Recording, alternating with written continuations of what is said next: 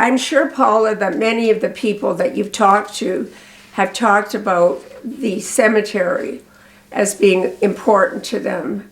How amazing it was that those early pioneers created the cemetery right in the first years of coming to Edmonton.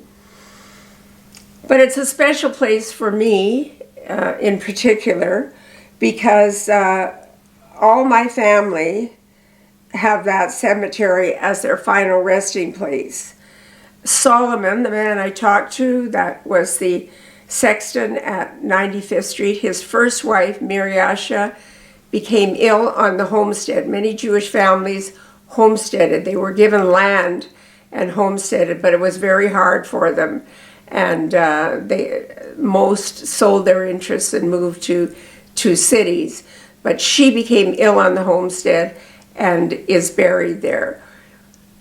Solomon's second wife, Esther Estrin, for whom I'm named, is buried there.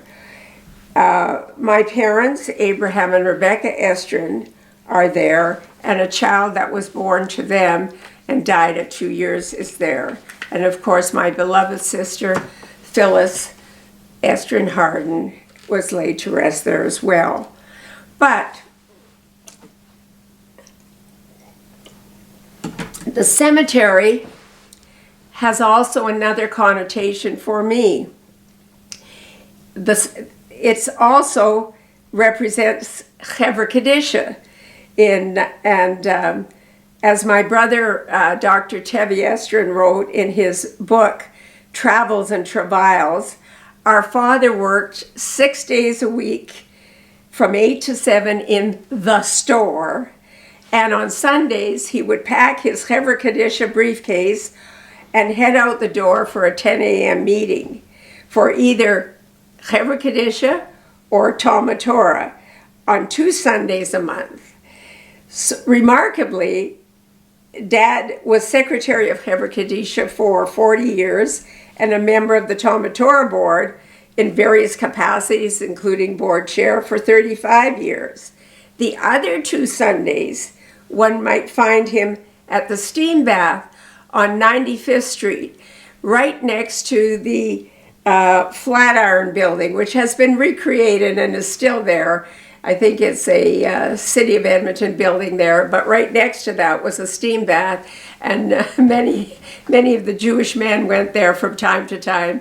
And I think on the other 2 Sundays, my dad could be found playing cards and schmoozing with the boys there.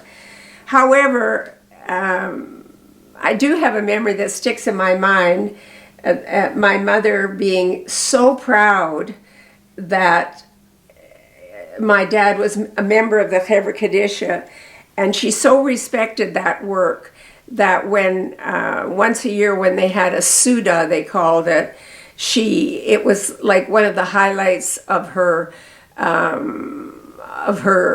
social calendar, so to speak, to go to that Suda, because she felt that that work was so important and so honorable.